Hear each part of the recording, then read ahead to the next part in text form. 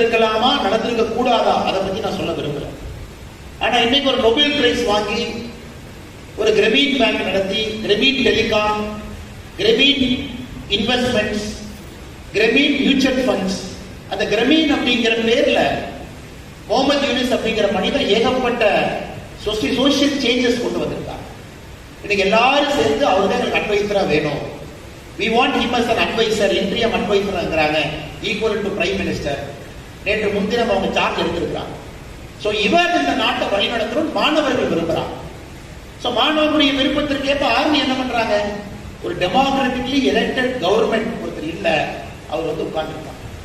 இது எல்லாம் பாத்தீங்கன்னா எந்த அளவுக்கு ஒரு சொசைட்டி இம்பேஷண்டா இருக்கு, எந்த அளவுக்கு ஒரு சொசைட்டி பாயிலிங் பாயிண்டா இருக்கு அப்படிங்கறது பங்களாதேஷ் காட்டுது.